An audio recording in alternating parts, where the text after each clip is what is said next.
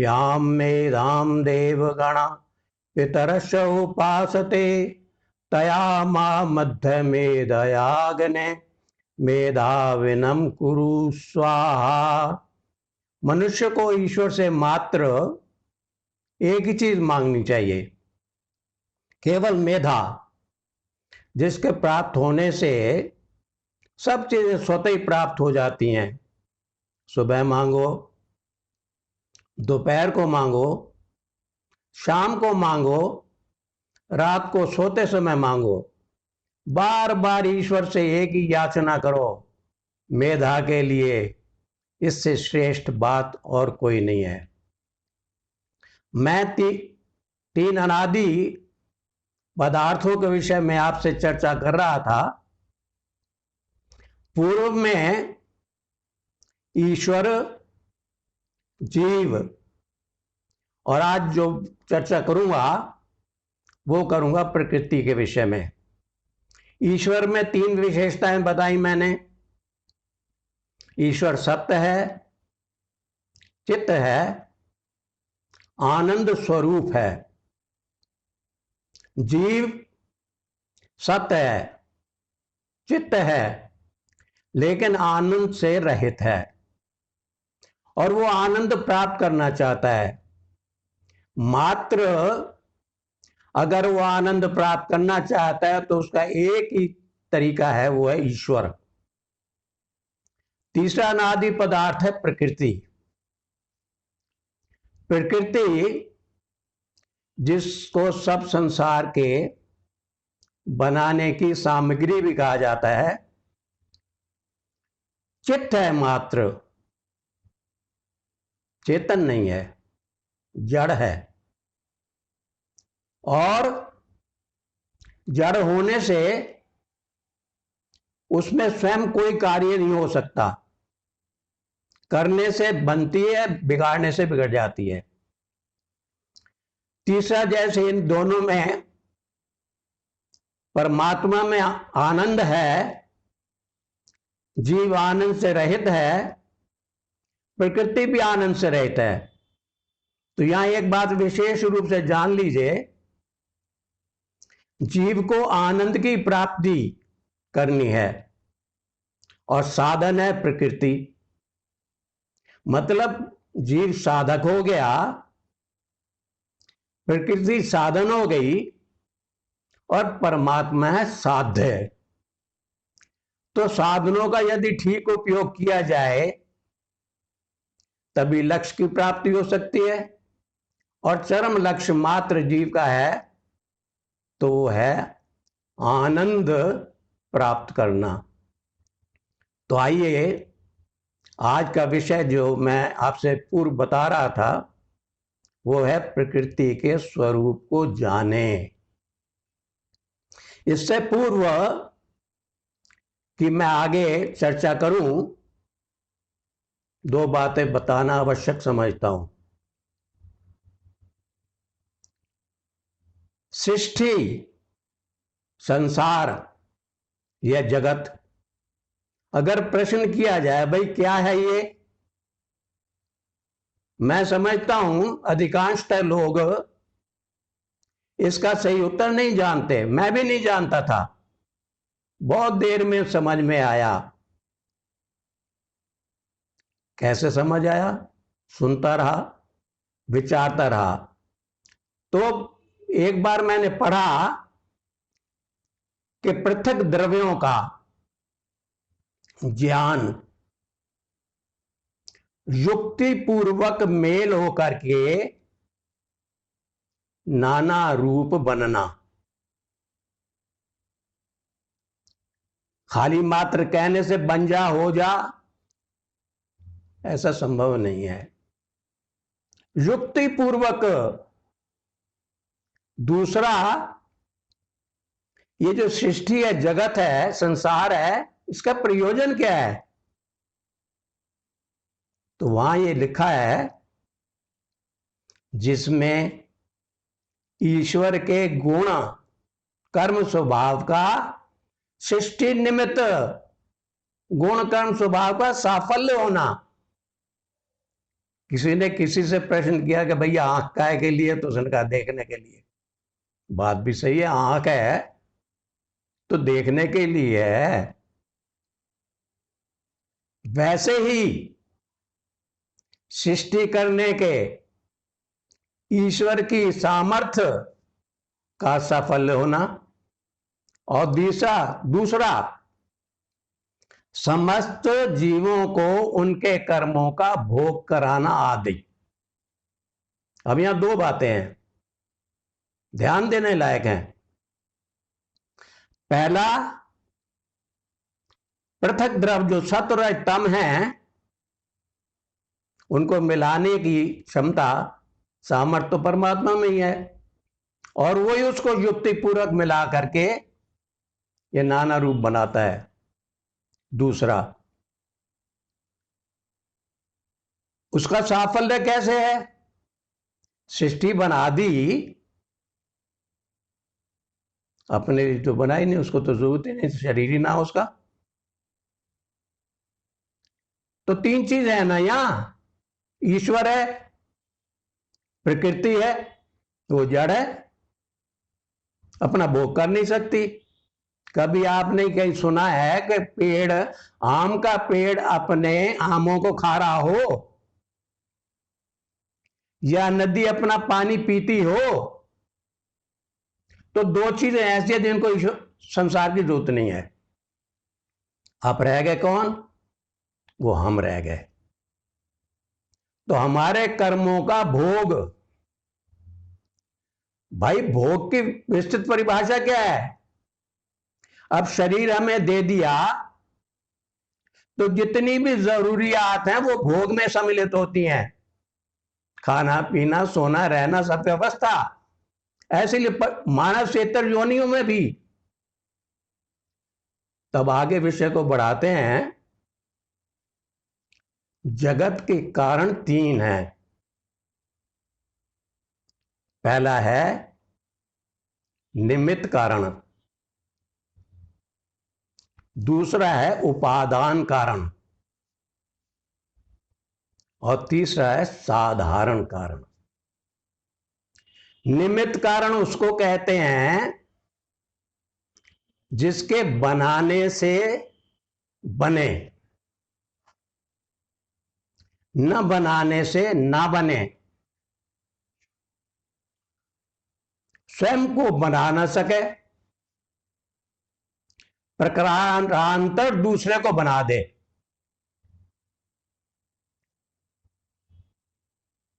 ये निमित्त कारण है। उपादान कारण कहते हैं उसको जिसके होने से बने, ना होने से ना बने, स्वयं बन ना सके, अवस्थांतर होकर के बने और बिगड़े।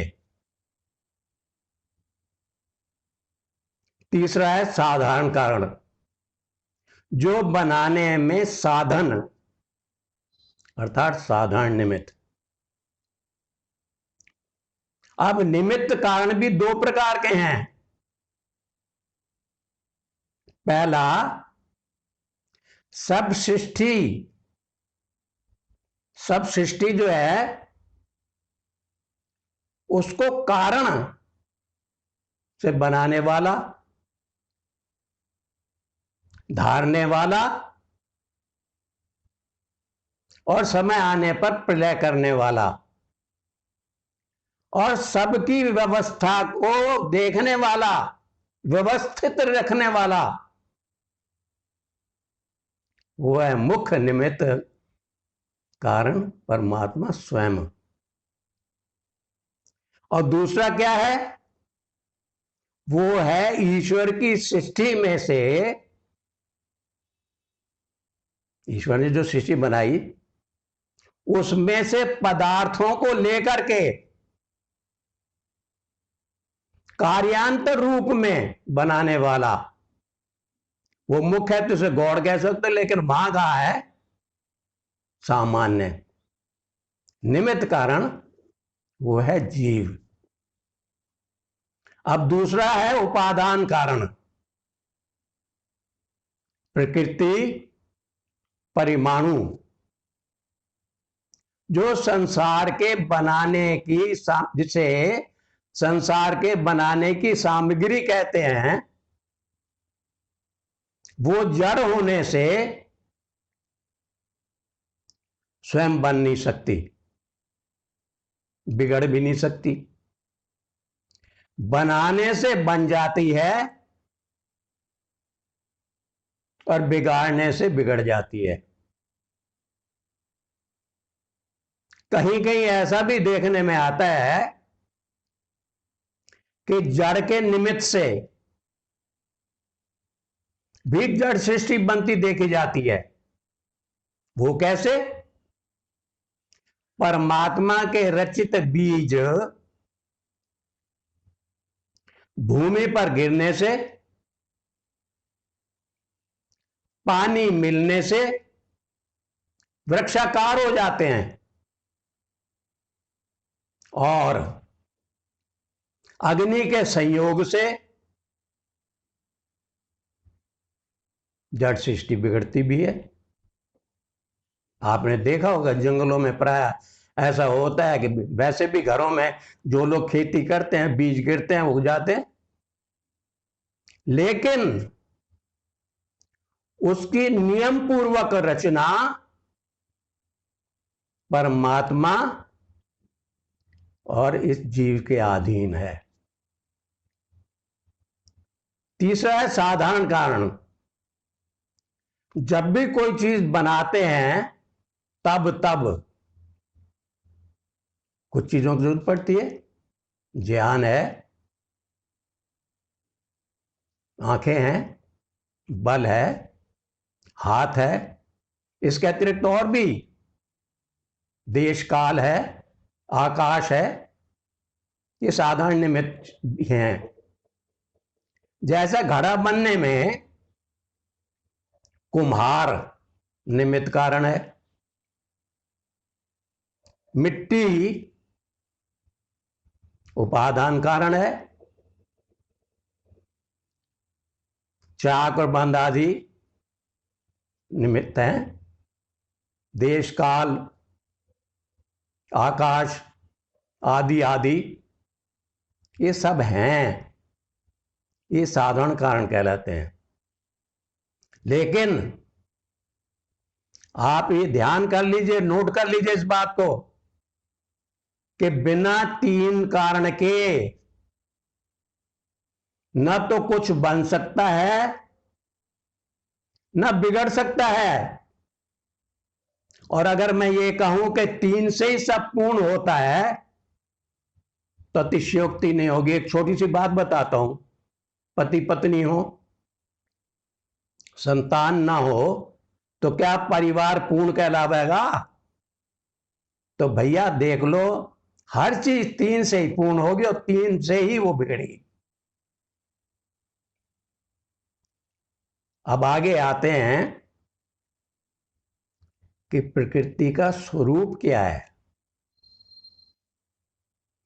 मुख्य बात है ये, क्योंकि दो की चर्चा मैं कर चुका हूं पहले अपने उनमें। आज प्रकृति की चर्चा, जैसे ईश्वर के स्वरूप को जानना आवश्यक है, जीव के स्वरूप को जानना आवश्यक है, वैसे ही प्रकृति के स्वरूप को जानना अत्यंत आवश्यक है। सांख्य दर्शन में सत्व रज तम इन तीनों की साम्यावस्था को प्रकृति कहा गया है। साम्यावस्था, जब प्रलय काल होता है तब ये तीनों साम्यावस्था में रहते हैं। वो प्रकृति है, वो अव्यक्त है, वो प्रधान है। सत्व रज तम ये तीन अत्यंत सूक्ष्म पदार्थ हैं। ये जगत के बनाने की सामग्री है, बिना इसके जगत की उत्पत्ति नहीं हो सकती। इसलिए परमात्मा इसको साम्यावस्था को विषमावस्था में लाता है, वो मैं आगे चर्चा करूंगा। ये सामग्री है, ये इसको उपादान कारण भी कहते हैं। अध्यात्म की भाषा में सत्व रज तम प्रकृति है, और जब विषमावस्था होती है तो विकृति हो जाती। विकृति कारण को कार्य में आ जाना विकृति है। ये आज के भौतिक वैज्ञानिक इसको किसी दूसरे नाम से बुलाते हैं, इलेक्ट्रॉन, न्यूट्रॉन, प्रोटॉन। ये नाम में तो भेद हो सकता है, लेकिन वस्तु में भेद नहीं है। जैसे भारत के लोग एक तरल द्रव्य जिसको जल कहते हैं, पीने के काम आता है, प्यास बुझाता है, अन्य किसी देश के लोग किसी अन्य नाम से पुकारते हैं, इस्तेमाल करते हैं। तो ये नाम से का भेद है, नाम में भेद है, लेकिन स्वरूप में भेद नहीं है। अब सांख्य दर्शनकार ने जब सत्वरजतम कहा तो दूसरे लोग कुछ भी पुकारे, वो नाम में ही भेद होगा, स्वरूप में भेद नहीं हो सकता। संसार में स्थूल सूक्ष्म जितनी चीजें हम देखते हैं, वहां ये कहा गया है कि सत्व जो है वो प्रकाशशील है, रज गतिशील है, और तम स्थितिशील है। संसार में जितनी स्थूल सूक्ष्म चीजें देखते हैं हम, उसमें ये चीजें हमें नजर आती हैं, हर एक को नहीं आती। जो थोड़ा जानते हैं इस विषय में, वो जानते हैं कि इस वक्त कौन सी स्थिति चल रही है। हम भोजन आदि करते हैं, दूध आदि का सेवन करते हैं, तो व्यक्ति के शरीर पर विभिन्न प्रभाव नजर आते हैं। आहार अगर जैसे खाए अन्न वैसा बने मन। सात्विक आहार लेते हैं तो हमारा चित्त प्रसन्न रहता है और धार्मिक अच्छे मन में अच्छे अच्छे विचार उठते हैं। राजसिक में उत्साह होता है क्योंकि गति है वहां पर। और जब रात को सो जाते हो तो भैया वो जो है तम की स्थिति है। अब प्रकृति जो है दो अवस्थाओं में रहती है, एक साम्यावस्था और दूसरी विषमावस्था। ध्यान देंगे कि कभी भी साम्यावस्था में उत्पत्ति कोई चीज बन नहीं सकती। अगर निर्माण होगा तो विषमावस्था में होगा। इसलिए साम्यावस्था को प्रकृति कहा गया है और विषमावस्था को विकृति कहा गया है। प्रकृति कारण है, विकृति कार्य है। अब चाहे वो साम्यावस्था हो, विषमावस्था हो, प्रकृति किसी भी स्वरूप में रह रही हो, लेकिन इन दोनों अवस्थाओं का जानना मनुष्य के लिए आवश्यक है।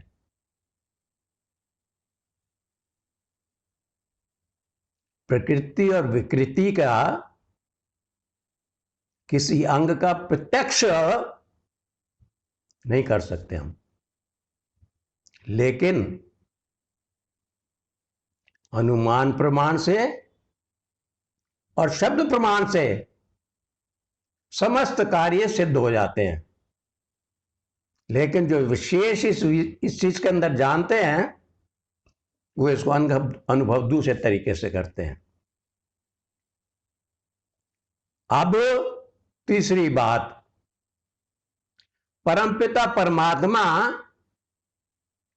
इस प्रकृति से ही संसार को बनाता है। जब सृष्टि रचना का समय आता है, जैसे मैंने पहले बताया अभी, कि प्रलय काल में सत्व रजतम की साम्यावस्था होती है, और अब जब सृष्टि रचना का समय आ गया तो परमात्मा अपनी सामर्थ्य से उसको विषमावस्था में ले आता है।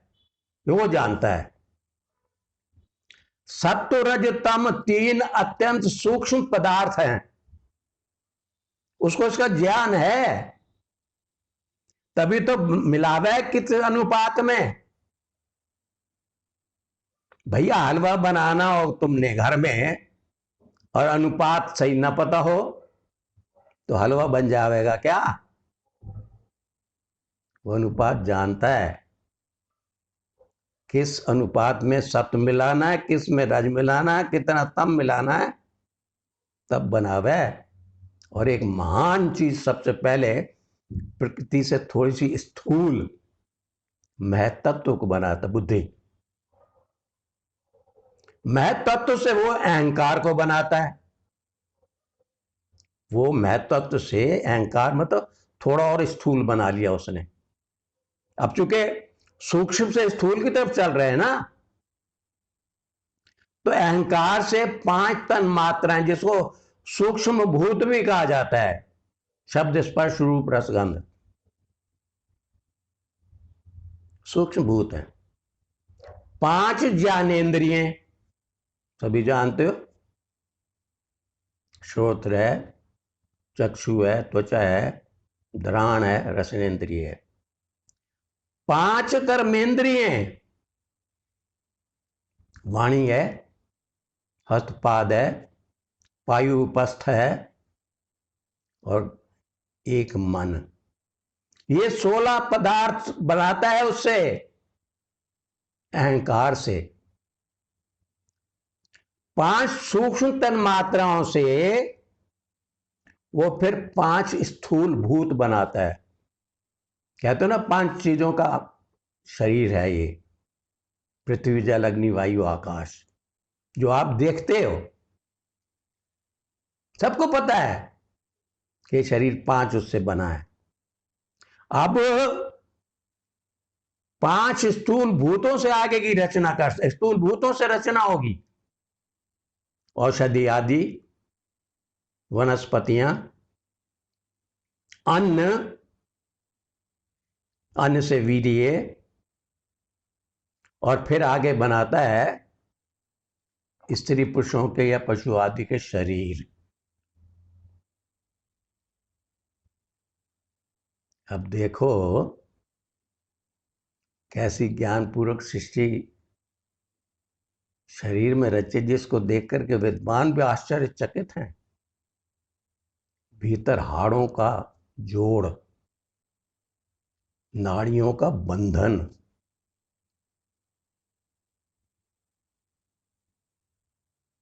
मांस का लेपन, चमड़ी का ढक्कन,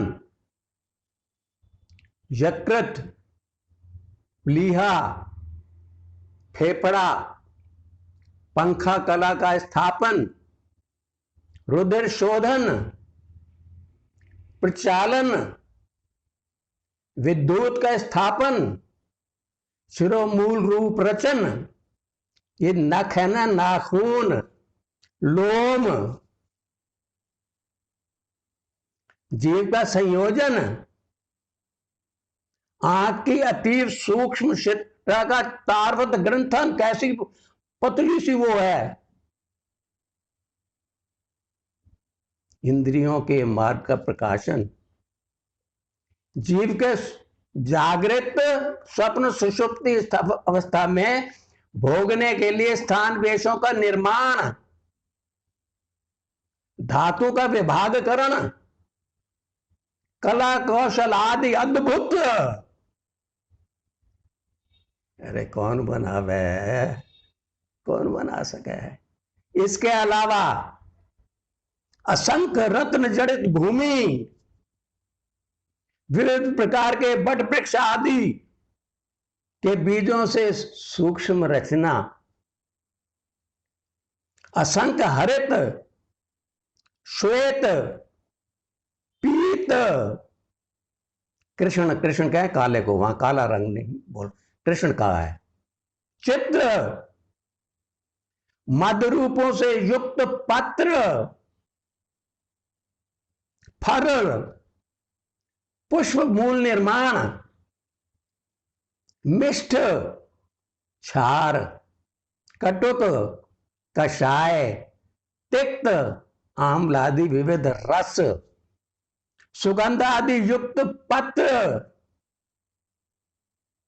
पुष्प, फल, अन्न, कंद मूल आदि निर्माण, अनेकों करोड़ों भूगोल, सूर्य, चंद्रलोक आदि धारण, इनका ब्राह्मण, नियमन। अरे वारे कलाकार, सबको वश में रखा है, सबका नियंत्रण रखा है। यजुर्वेद में एक मंत्र आया है, ईशावास्य सर्वदम यज्ञ किं जगत्याम जगत तेन तक तेन भुंजी था मां गिदा कस्विचित धनम। इसमें 3 जो शब्द है ना, ये तेन तक तेन भुंजी था विशेष ध्यान देने योग्य है। कभी कभी सुनने का एक बार मौका मिला कि जी कहते हैं, कह रहे हैं इसमें जगत को छोड़ के त्याग भाग से भोगो, त्याग भाव से भोगो। अरे भाई जब छोड़ दिया, त्याग दिया, तो भोगोगे कैसे? बड़ी अजीब सी बात लगी, विचार करते रहे। एक और उन्होंने बहुत ही बढ़िया बात, तेन माने उस ईश्वर ने, त्यक्तेन माने त्याग दिया, छोड़ दिया, पूंजी था भोगने के लिए। ये बात जमी, मेरे को तो जमी, बाकी आप भी देखना जमेगी। बैठ करके सोचना अकेले में, भैया उसको तो जरूरत थी ना, प्रकृति भी जो जड़ है वो भी ना भोग सकेगी, तो छोड़ के दे दिया। किसको दे दिया? हमें दे दिया। कहते त्याज्य नहीं है, ये ग्राही है, ग्रहण करो, इसको भोगो। लेकिन भैया एक बात बताऊं, मैंने बहुत सारी चीजें बनाई हैं, ईश्वर कह रहा, सब पे तेरा अधिकार नहीं है। मैंने जिस चीज के लिए तेरा विधान किया है उस पर, उसको ही तू भोग सकता है। ध्यान देने वाली बात है। विधान किया उसने, ये चीज। अब देखो, मानव भी है, मानवेतर है, वो तो उनको तो जो व्यवस्था भोग की कर दो तो बदली कर ही, उसको तो उसमें बदल कर ही नहीं सकते, वो वही भोगेंगे ना। अरे भैया गाय के आगे मांस रख दो, खावेगी कभी ना खावे, भूखी मर जाएगी। शेर के आगे मांसाहारी है ना, रोटी रख दियो, पूरी हलवा रख दियो, छुएगा ना। तो उसने फिर कहा कि मांस मत खाइयो। किसको कहा? हम, मेरे दो पाए को कहा, मांस मत खाइयो। अरे मांस तो तेरे अंदर भी मैंने बनाया है, पशु में, पक्षियों में भी बनाया है, और तू मांस खाना चाहे तो खा लियो, अपनी जांग का मांस काट लियो, खूब धो धा के अच्छी तरह से बना के खा लियो। ये व्यंग है। क्यों? हम खावे, वो मना कर रखा है उसने। तामसिक भोजन बताता है, अगर तुम्हारी तामसिक प्रवृत्ति हो जाएगी, तुम कभी दयालु नहीं हो सकते। और आज संसार में देखने को मिलता है। तो वेद में विधान किया है, वो कहता है ना, जाति आयुर्भोग, अरे जाति जब हमें मनुष्य की दे दी, आयु कह दी 100 वर्ष की, और भोग जो मैंने विधान किया उसको भोग तू अपना, युक्त आहार विहार से युक्त ऐसे कर्म युक्त सपना व बोध योगो भवंति दुखा। योग दर्शनकार ने भी कहा है जाति और भोगा, ये सोचना है हमें। अगर हमारा आहार,